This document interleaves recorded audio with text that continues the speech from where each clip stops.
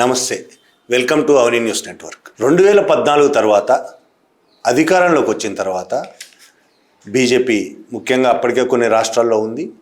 దేశంలో అధికారంలోకి వచ్చిన తర్వాత ఈ దేశంలో బీజేపీ సాగిస్తున్న అరాచకాలు, చాలా కాలంగా ఆర్ఎస్ఎస్ సాగిస్తున్న అరాచకాలకు అద్దుపద్దు లేకుండా పోతున్నాయి. ఇక అధికారంలోకి వచ్చిన బీజేపీ నాయకులు, ముఖ్యమంత్రులు, ప్రధానమంత్రి, కేంద్ర మంత్రులు ఎంత అహంకారంతో వ్యవహరిస్తున్నారంటే, ఒకవైపేమో దేశాన్ని దోచుకుంటున్న కార్పొరేట్లకు మద్దతుగా నిలబడ్డారు, ఇంకొక వైపేమో వాళ్ళని ప్రశ్నిస్తున్న వాళ్ళపైన దాడులు, హత్యలు, అరెస్టులు, క్రూరమైన రాజ్యాంగ వ్యతిరేకమైన యూఏపీఏ లాంటి చట్టాలు వివరించి ప్రశ్నించినందుకే బనాయించి జైళ్లలో దోస్తున్నారు. ఏళ్లకేళ్ళు బెయిల్ కూడా లేకుండా జైళ్లలో ఉంటున్నారు.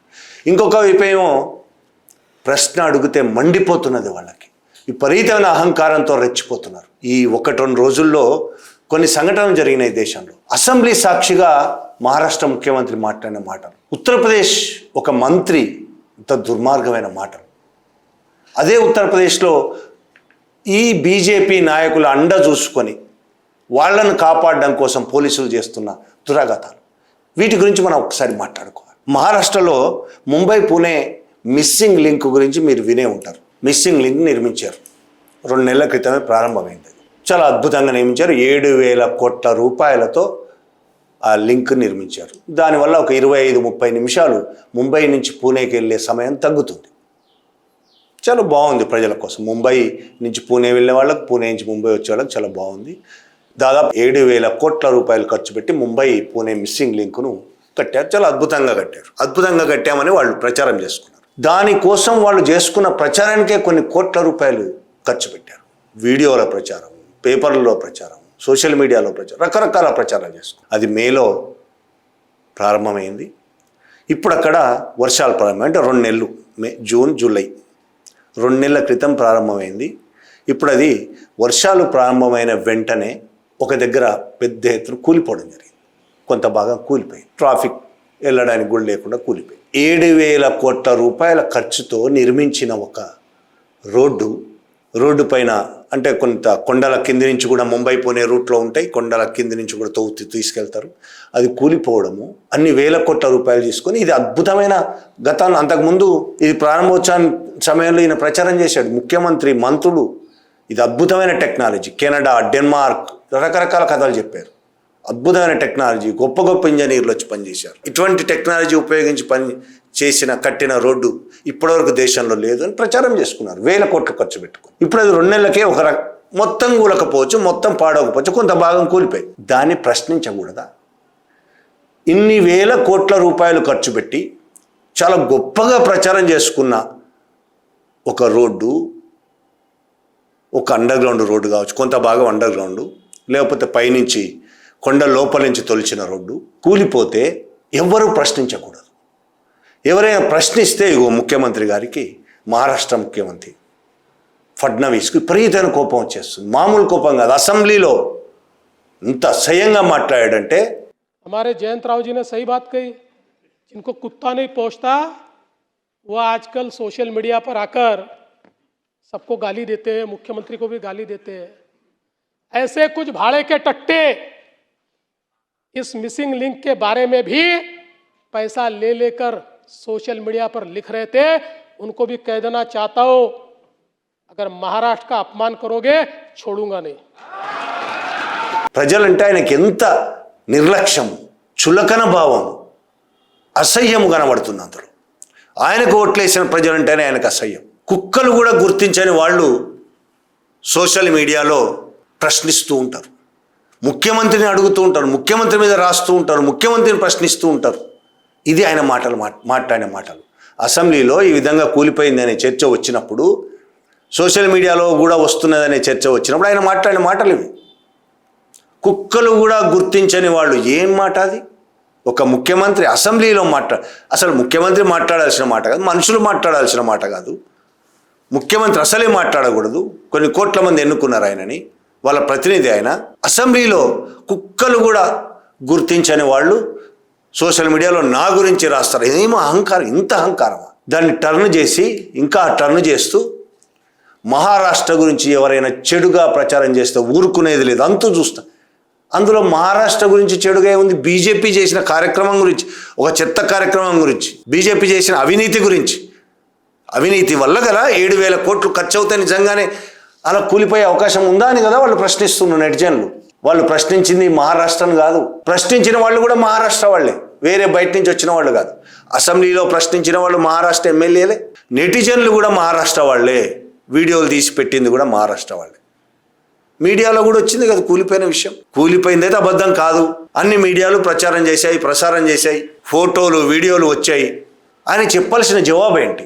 2 నెలల లోపే, కట్టిన 2 నెలల లోపే ఈ విధంగా జరగడానికి కారణం ఏంటో విచారణ జరిపిస్తారని అన్న. విచారణ జరిపించాలి నిజాయితీ ఉంటే. ఎవరి డబ్బులతో కట్టాడైనా ఆయన సొంత జేబులోంచి తీసుకొని కట్టలేదు. ప్రజలు ట్యాక్సులు కడితే ప్రజల రక్త మాంసాన్ని చెమటగా చేసి శ్రమించి సంపాదించిన డబ్బులతో నువ్వు కట్టిన రోడ్డు ఎవరు తిన్నారు అందులో డబ్బులు? అది ప్రశ్నించకూడదు. ఎవరు ప్రశ్నిస్తే ఇంత అహంకారంతో ఇంత ఆవేశం వస్తుంది. ఇంత అహంకారం రావడానికి కారణం ఏంటి? అధికారం నరనరాన ఎక్కిపోయింది వాళ్ళకి. ప్రజాసేవకులు అని చెప్పుకుంటున్నారు కదా వీళ్ళు. ప్రజాసేవకులుగా ఒక్కరోజు కూడా ప్రవర్తించట్లేదు, ఒక్క క్షణం కూడా ప్రవర్తించట్లేదు. ఒక్క ఫడ్నవీసే కాదు, ప్రధానమంత్రి నుంచి మొదలుకొని కింది బీజేపీ కార్యకర్త దాకా అహంకారం తలకెక్కిపోయింది. మన దగ్గర కూడా 2 ఎంపీలు ఉన్నారు, విపరీతమైన అహంకారంతో మాట్లాడుతుంటారు. నోటికి ఎంత వస్తే అంత. దేశంలో అనేక మంది మంత్రులు, బీజేపీకి సంబంధించిన మంత్రులు, ఎంపీలు, ఎమ్మెల్యేలు చాలా అసహ్యమైన జుగుత్సాకరణ పద్ధతిలో మాట్లాడుతుంటారు. ప్రజలంటే కనీసం విలువ లేకుండా చులకనగా మాట్లాడుతారు. ఇంకొక ఆయన ఉన్నాడు ఉత్తరప్రదేశ్లో లక్నో కాన్పూర్ ఎక్స్ప్రెస్ వే, అది కూడా ఇట్లాంటిదే. కోట్లాది రూపాయలు ఖర్చు పెట్టి కట్టారు. ఇంకా ప్రారంభం కూడా కాలేదు. అది ప్రారంభం అవడానికి ఇంకా 2 రోజులు బాకీ ఉంది. 13వ తారీఖు, ఈ నెల 3 రోజులు, ఈ నెల 13వ తేదీన ప్రారంభం కావాల్సి ఉంది. ప్రారంభం కాకముందే మొన్న పడ్డ వర్షాలకు మొత్తం రోడ్డు చాలా భాగం కొట్టుకుపోయింది. ఉత్తరప్రదేశ్ మంత్రి దీని మీద మీడియా ప్రశ్నిస్తే దినేష్ ప్రతాప్ సింగ్ उत्तर प्रदेश मंत्री ఆయన ఏమంటాడంటే, कौन सी नई बात आप कह रहे हो? आप अपने आप सड़क बना लो. अगर सड़क बनती है, कभी टूटती भी है, कभी खराब भी होती है, कभी मरम्मत भी होती है. ये सतत चलने वाली प्रक्रिया है, कोई ये नई बात नहीं है. ऐसा कोई कहीं जगह नहीं है कि भ्रष्टाचार हुआ है. और सड़क अगर बारिश में कितनी भी अच्छी सड़क बने, थोड़ा बहुत बारिश के समय हानि होती है और बारिश के बाद हम लोग उसकी मरम्मत कराते हैं. जहां कहीं भी टूटी सड़क होगी उसे ठीक करा लिया जाएगा. మీ రోడ్లు మీరే కట్టించుకోండి. అయితే ఇట్లా రోడ్డు ఇంకా ప్రారంభం కూడా కాలేదు, కోట్ల రూపాయలు ఖర్చు పెట్టి రోడ్లు వేశారు. చాలా చిన్న రోడ్డు కాదు, లక్నో కాన్పూర్ ఎక్స్ప్రెస్ వే. ఇంత అద్భుతమైన రోడ్డు కట్టామని ప్రచారం చేసుకున్నారు.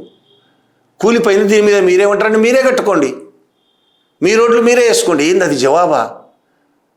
ఆయన సేవకుడా, ప్రజాసేవకుడా? అంత అహంకారమా? వీళ్ళందరూ దేవుళ్ళం అనుకుంటున్నారు. అసలు ఏంది వీళ్ళు మాట్లాడే మాటలేంది? మీ రోడ్లు మీరే కట్టుకోండి. అక్కడితో ఆగిండా? ఆగలే. రోడ్డు అన్న తర్వాత పాడుగావా? ఇది ఆయన మాట్లాడే మాట. వర్షం పడితే రోడ్లు పాడైతాయి, మళ్ళీ మరమ్మతు చేయిస్తాం. ఒక చోట జరుగుతుంది, ఎక్కడైనా అదే జరుగుతుంది. అరే వర్షం పడితే రోడ్లు పాడవడం గురించి కాదు, ఇక్కడ 1000 కోట్లు ఖర్చు పెట్టి ప్రారంభం కాకముందే పాడైన రోడ్ల గురించి మాట్లాడుతున్నారు. అందులో అవినీతి జరిగిందని కదా మాట్లాడుతున్నారు. రోడ్డు అన్న తర్వాత పాడు కదా అంటే ఏంటది? రోడ్డు అన్న తర్వాత పాడు కాదు, ఖచ్చితంగా పాడు కావాల్సిన అవసరం లేదు. అవినీతి జరగకుండా మొత్తం డబ్బులు, రోడ్డు కేటాయించిన డబ్బులు, శాంక్షన్ చేసిన డబ్బులు మొత్తం రోడ్డు మీదనే ఖర్చు పెడితే, రోడ్డు నిర్మాణానికి ఖర్చు పెడితే, కాంట్రాక్టర్ ఇష్టం వచ్చినట్టు తినకపోతే, దాంట్లో రాజకీయ నాయకులు కమిషన్లు తీసుకోకపోతే, ఇంజనీర్లు కమిషన్లు తీసుకోకపోతే రోడ్లు ఇంత దరిద్రంగా తయారు కావు. ఒక్క బీజేపీ పాలిత ప్రాంతం అని అనట్లేదు. భారతదేశ వ్యాప్తంగా రోడ్లన్నీ 1000 కోట్లు ఖర్చు పెట్టారంటే, 1000 కోట్లు శాంక్షన్ అయినంటే అంత 500 కోట్లు ఖర్చు పెట్టడమే మా ఎక్కువ. అంత దుర్మార్గమైన అవినీతి కొనసాగుతున్న దేశంలో. మొత్తం అవినీతిమయం ఎక్కడ చూసినా. దాన్ని ఎవరిని తప్పు పట్టాలి? ఇప్పుడు పాలిస్తున్న వాళ్ళనే కదా తప్పు పట్టాలి, వాళ్ళనే కదా ప్రశ్నించాలి. ప్రశ్నిస్తే ఆయన ఏమంటాడు? మీ రోడ్లు మీరే వేసుకోండి. ఏంది అదే ఆ జవాబు? ఒక మంత్రి, ఒక రాష్ట్ర మంత్రి చెప్పాల్సిన జవాబు అది. ఇంత చులకన? ప్రజలు వేసుకోవాలా ఇప్పుడు రోడ్లు? వాళ్ళు ట్యాక్సులు కట్టి డబ్బులు మొత్తం సంపాదించి మీకు కడతారు. మీరు ఎంజాయ్ చేయడానికి డబ్బులన్నీ ప్రజల సొమ్ముతో ఎంజాయ్ చేస్తారు. మీరు రోడ్లు వేసామని చెప్పి దాంట్లోంచి కమిషన్లు దొప్పుతారు. అడిగితేనేమో మీ రోడ్లు మీరే వేసుకోండి. ఏంది? బీజేపీ 2014 తర్వాత వాళ్ళకున్న వచ్చిన అహంకారం మామూలుగా లేదు. అధికారం లేని చోట కూడా, ప్రతి రాష్ట్రంలో అధికారం లేకపోవచ్చు, లేని చోట కూడా వాళ్ళకి విపరీతమైన అహంకారం తలకెక్కిపోయి మొత్తం ఎక్కిపోయింది. అసలు ప్రజలంటే అసలు కళ్ళు మసగబారినాయి వాళ్ళకి అధికారంతో. ప్రజలంటే కనబడడం లేదు, చీమల కంటే హీనంగా చూస్తున్నారు ప్రజల్ని. వాళ్ళ సొమ్ముతో బతుకుతూ, ప్రజల సొమ్ముతో బతుకుతూ వాళ్ళని అంతకంటే హీనంగా చూస్తున్నారు. అదే ఉత్తరప్రదేశ్లో ఇంకో సంఘటన. ఇది బీజేపీ నాయకులది కాదు, కానీ వాళ్ళకు సంబంధించిన వ్యవహారమే, బీజేపీ ప్రభుత్వానికి సంబంధించిన వ్యవహారమే. మీరట్లో ఒక దళిత అమ్మాయి మర్డర్ జరిగింది. ఆమె డిగ్రీ చదువుతోంది, ఎగ్జామ్స్ కోసం వెళ్ళి మళ్ళీ రాలే. మే నెలలో జరిగింది. జరిగిన తర్వాత 1-2 రోజులకు ఆమె డెడ్ బాడీ దొరికింది. డెడ్ బాడీ దొరికిన తర్వాత కొంతకాలం ప్రశ్నించారు. ఆ తల్లిదండ్రులు పోలీసుల వైపు తిరిగారు, ఇటు తిరిగారు, అటు తిరిగారు. ఒక్కతన్ని అరెస్ట్ చేశారు. అంకుష్ అనే ఇతనే నిందితుడు అని పోలీసులు పట్టుకొచ్చి అరెస్ట్ చేశారు. అరెస్ట్ చేసి అతను ఒప్పుకున్న నేరం అని కూడా ప్రకటించారు. కేసు నడుస్తుంది. అక్కడితో ఆగలేదు వ్యవహారం. కుటుంబము పోలీసులు చేసిన విచారణ పైన అనుమానాలు ఉన్నాయి కుటుంబానికే కాదు, అక్కడున్న యాక్టివిస్టులకు, ప్రజలకు పోలీసులు చేసిన ఇన్వెస్టిగేషన్ మీద అనుమానాలు ఉన్నాయి. అతను నిజమైన నిందితుడేనా? అతనే కాకుండా ఇంకా చాలా మంది అందులో పాల్గొన్నారు, ఆమె మర్డర్ చేయడంలో అనేక మంది ఉన్నారు అనేది కుటుంబం ఆరోపిస్తున్నది. వాళ్ళందరి మీద కేసులు పెట్టాలి, వాళ్ళందరినీ అరెస్ట్ చేయాలని ఆరోపిస్తున్నది. పోలీసులు పట్టించుకోవట్లేదు. దాంతో కార్యకర్తలు, దళిత కార్యకర్తలు, ఇతర పౌర హక్కుల సంఘాల వాళ్ళు, హ్యూమన్ రైట్స్ వాళ్ళు, ఇతర కార్యకర్తలందరూ, ప్రజల పట్ల ప్రేమ ఉన్న కార్యకర్తలందరూ 2 రోజుల క్రితం మీరట్లో కలెక్టర్ ఆఫీస్ ముందు ధర్నాకు దిగారు. వాళ్ళ డిమాండ్ ఏంటి? విచారణ న్యాయంగా జరగాలని, న్యాయమైన విచారణ జరిపిస్తూ అసలైన నిందితులను అరెస్ట్ చేయాలని, ఇంకా చాలామంది ఉన్నారు వాళ్ళందరినీ అరెస్ట్ చేయాలనేది వాళ్ళ డిమాండ్. వాళ్ళు ధర్నా చేస్తూ ఉంటే అక్కడ ఎస్ఎస్పి అవినాష్ పాండేకి విపరీతమైన కోపం వచ్చింది. నా ఇలాకాలో ధర్నా చేస్తారా? నా ఇలాకాలో నినాదాలు ఇస్తారా? అందులోనూ దళితులు, ఒక దళిత మహిళ కోసం, దళిత స్త్రీ కోసం వీళ్ళు ధర్నా చేస్తారా? నా ఇలాకాకు వచ్చి ధర్నా చేస్తారా? విపరీతమైన కోపం వచ్చింది. పెద్ద ఎత్తున పోలీసులను వేసుకొని వచ్చాడు, వీరంగం సృష్టించాడు. మొత్తం లాఠీచార్జ్ చేయడం అనేది చిన్న మాట. లాఠీచార్జ్ చేయడం కాదు, రావడమే బూతులు తిట్టుకుంటూ వచ్చాడు. ఇష్టం వచ్చినట్టు తన చేతులతో కొట్టాడు, లాఠీచార్జ్ చేసి తరిమేశారు. ఇంకా ఎంత దారుణంగా మాట్లాడతాడంటే, మీది ఈ రోడ్డు మీ అయ్య జాగీరా, సాలే అనే మాట కూడా ఉపయోగించారు. సాలో, మీ అయ్య జాగీర్ అనుకుంటున్నారా? ఇంత మురికిగా చేస్తున్నారు. ఒక దళిత మహిళ హత్య జరిగింది, అక్కడ మనిషి ప్రాణం పోయింది. రోడ్డు మురికి గురించి మాట్లాడుతున్నాడు ఆయన. రోడ్డు మీద మురికి అంటే ఏంది? వాటర్ బాటిల్ పడి ఉన్నాయి రోడ్డు మీద, అది ఆయనకు కనిపించింది. చాలా కోపం వచ్చింది ఆయనకు రోడ్డు మీద వాటర్ బాటిల్ కనిపించేసరికి. దళిత మహిళ హత్య గురించి కాదు ఆయన బాధ, ఒక పోయిన ప్రాణం గురించి బాధ లేదు ఆయనకి. రోడ్డు మీద పడ్డ బాటిళ్ళ గురించి బాధపడుతున్నాడు ఆయన, బూతులు తిడుతున్నాడు. అప్పటికే అరెస్ట్ చేసిన ఒక యాక్టివిస్టు లాయర్ రవి గౌతమ్ అనే అతన్ని లోపల అరెస్ట్ చేసి వ్యాన్లో ఉంచారు. అప్పటికే ఈయన కోపం ఆగడం లేదు, అందరినీ కొట్టుకుంటూ వెళ్తున్నాడు, రోడ్డు మీద బాటిల్ అందుతున్నాడు, బూతులు తిడుతున్నాడు, మైక్ పట్టుకొని మరీ తిడుతున్నాడు. వ్యాను తలుపులు తీసుకొని అరెస్ట్ చేసి లోపల కూర్చోబెట్టిన రవి గౌతమ్ మీదకి వెళ్ళిపోయాడు. వ్యాన్ తలుపులు తీసి లోపలికి వెళ్ళి కొడుతున్నాడు రవి గౌతమ్ అనే లాయర్ని. బహిరంగంగా వీడియోలు తీస్తున్నారని తెలుసు ఆయనకి. అన్ని కెమెరాలు పనిచేస్తున్నాయి, మీడియా కెమెరాలు, సోషల్ మీడియా, ఫోన్లు అన్ని పనిచేస్తున్నాయి. అక్కడ అందరు తీస్తున్నారు. ఈ కొడుతున్న వ్యవహారం అంతా తీస్తున్నారు, ఆయన బూతులు తిడుతున్నది తీస్తున్నారు. వ్యాన్లోకి వెళ్ళి ఆ యువకుడిని కొడుతున్నది కూడా వీడియో తీస్తున్నారని తెలిసి కూడా అహంకారంతో, కులాహంకారము కావచ్చు, అధికారం ఉన్నదనే అహంకారము కావచ్చు, విపరీతంగా కొడుతున్నాడు ఆయన. ఆ వ్యాన్లోనే ఆ రవి గౌతమ్ తన భుజం మీద వేసుకున్న టవల్ తీసుకుని ఆత్మహత్య చేసుకునే ప్రయత్నం చేశాడు. పోలీసులు ఆపాల్సి వచ్చింది. ఇంత దుర్మార్గంగా ఎవరి అండ చూసుకొని పోలీసులు ప్రవర్తిస్తున్నారు? వీళ్ళకి ఎవరిచ్చారో అధికారం? వాళ్ళకి జీతం ఎవరిస్తున్నారు? మన ట్యాక్సులు కదా. ఎవరైనైతే నువ్వు కొడుతున్నావో వాళ్ళ ట్యాక్సులతో బతుకుతున్నావు కదా, నువ్వు వాళ్ళు కట్టిన డబ్బులతో నువ్వు బతుకుతున్నావు కదా, వాళ్ళనే కొడుతున్నావు. నువ్వు కొట్టడం కాదు, బూతులు తిడుతున్నావు అసహ్యంగా. ఈ ప్రజాస్వామ్యం నీకు ఇలాంటి హక్కు ఇవ్వలేదు. ప్రజాస్వామ్యం నీకు రాజ్యాంగాన్ని, చట్టాన్ని రక్షించే హక్కు ఇచ్చింది. చట్టాన్ని రక్షించాలి. నువ్వు ప్రదర్శన చేయడము, నిరసన తెలపడము చట్టం ప్రజలకు ఇచ్చిన హక్కు. వాళ్ళు కలెక్టర్ ఆఫీస్ ముందు కూర్చొని నిరసన తెలపడం వాళ్ళ హక్కు. తెలిపి తీరుతారు. వాళ్ళకి అది రాజ్యాంగం ఇచ్చిన హక్కు, ఈ దేశంలో ప్రజలందరికీ ఇచ్చిన హక్కు. మీరు ఏం చేసినా నోరు మూసుకొని కూర్చోవాలి. ఎన్ని హత్యలు చేసినా నోరు మూసుకొని ఇంట్లో కూర్చుంటే మీకు హ్యాపీగా ఉంటుందా? ఎవరైనా ప్రశ్నిస్తే, నిరసన తెలిపితే మీ వీరంగం ఈ విధంగా ఉంటుంది. బీజేపీ నాయకులు, వాళ్ళు రోడ్డు మీదకి వదిలిన ఈ పోలీసులు, ఐపీఎస్ అధికారులు ఇంత దుర్మార్గమా?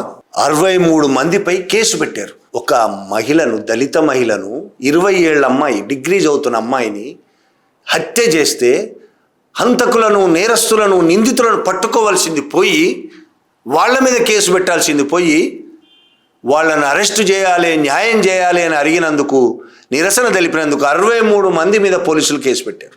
ఏంది ఇది? ఏం ప్రజాస్వామ్యం? ఏం నడుస్తుంది దేశంలో? అసలు ప్రజాస్వామ్యం ఎక్కడైనా కనబడుతుందా?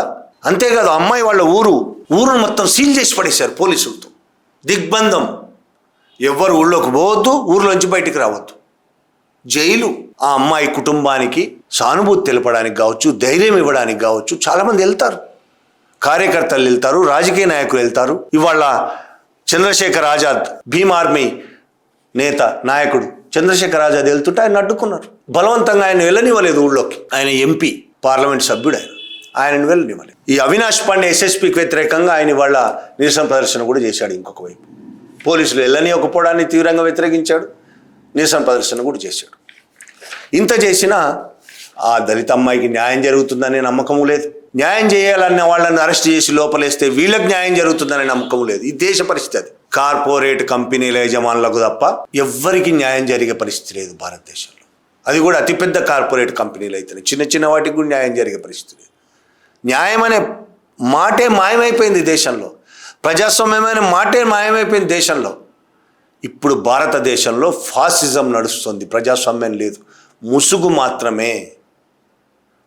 మాత్రమే ఉంది. ఫాసిజం నడుస్తున్నది. ఫాసిజం ప్రదర్శన చేయకూడదు.